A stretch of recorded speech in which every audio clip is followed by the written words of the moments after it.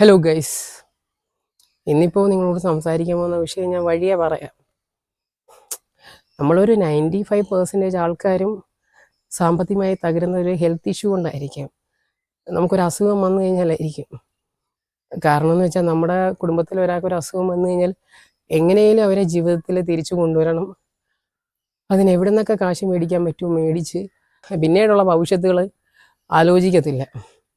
അത് തന്നെ എൻ്റെ ജീവിതത്തിൽ സംഭവിച്ചത്. അപ്പം ഞാൻ കാരണം എൻ്റെ വീട്ടുകാർ പെട്ടിരിക്കുകയാണ്. അച്ഛനായാലും അമ്മയായാലും ഭാര്യയായാലും. കാരണം എന്താ പറയുക, എങ്ങനെയും ചിലർ നമ്മൾ കാശ് തന്ന് സഹായിച്ചവർക്ക് കൃത്യസമയത്ത് കൊടുക്കണം. അപ്പോൾ അതിന് നമ്മൾ പെട്ടെന്ന് ചെയ്യുന്ന എന്താ, ഒരു ലോൺ എടുത്ത് പെട്ടെന്ന് അതങ്ങ് കൊടുക്കുന്നു. കാരണം ചിലപ്പോൾ നമ്മുടെ കയ്യിൽ ഒരുമിച്ചെടുക്കാൻ വലിയ എമൗണ്ട് കാണത്തില്ല. അപ്പോൾ അതിന് എളുപ്പം ചെയ്യുന്നത് ലോൺ എടുത്ത് കൊടുക്കുന്നു. അപ്പോൾ ഞാൻ പറഞ്ഞുകൊണ്ട് വന്ന ഇഷ്യൂ ലോണിനെ കുറിച്ചാണ്. അപ്പോൾ എൻ്റെ ജീവിതത്തിൽ ഇപ്പം നടക്കുന്നൊരു ഇഷ്യൂ ആണ്. ഇപ്പോൾ ഞാനെന്ന് വെച്ചാൽ പറയാം, ഇപ്പോൾ നിങ്ങൾ കാണുന്നവരോട് തന്നെ ഞാൻ പലപ്പോഴും പൈസ ചോദിച്ചിട്ടുണ്ടായിരിക്കും. ഈ സിറ്റുവേഷൻ എന്ന് വെച്ചാൽ ഇങ്ങനെ അടയ്ക്കാൻ വേണ്ടിയാണ് ചോദിക്കുന്നത്. കാരണം ഇവർ ഒരെണ്ണം മുടങ്ങി കഴിഞ്ഞാൽ എന്തൊക്കെയാണ് പറയുന്നതും കാണിക്കുന്നതെന്നൊന്നും പറയാൻ പറ്റത്തില്ല. ഈ കഴിഞ്ഞ ദിവസം തന്നെ ചേട്ടാ ഇന്നില്ല, നാളെ രാവിലത്തേക്ക് തരാം, അല്ലെ വൈകുന്നേരം ആകുമ്പോഴത്തേക്ക് തരാമെന്ന് പറഞ്ഞു. പക്ഷെ അവർക്ക് പറ്റത്തില്ല, ഇന്ന് തന്നെ വേണം. അതിനെന്തൊക്കെയാണ് പറഞ്ഞതെന്നറിയാം. നിങ്ങളുടെ കരം മുടങ്ങും, കരം അടയ്ക്കാൻ പിന്നെ പറ്റത്തില്ല, പിന്നെ സ്ഥലമൊന്നും ചെയ്യാൻ പറ്റത്തില്ല, ആ കരം വെച്ച് ലോൺ എടുക്കാൻ പറ്റത്തില്ല, നിങ്ങളുടെ ഗ്രൂപ്പിലുള്ള വേറെ ആർക്കും പറ്റത്തില്ല.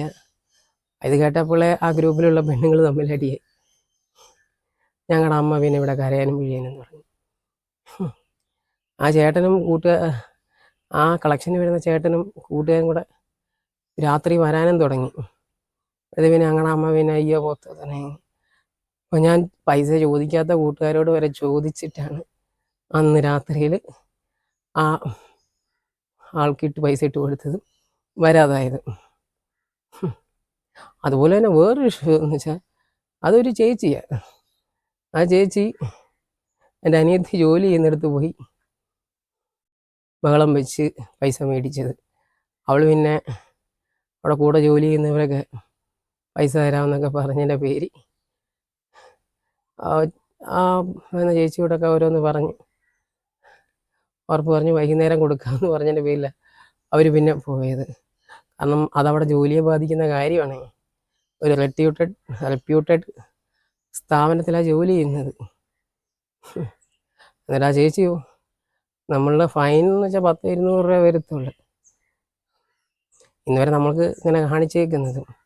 കാരണം ഓൺലൈനിൽ നമ്മൾ അടയ്ക്കുന്നതുകൊണ്ട് ഫൈൻ അടക്കം കാണിക്കുന്നത്. ചേച്ചി ചോദിച്ച എമൗണ്ട് ഇരട്ടിയാണ്.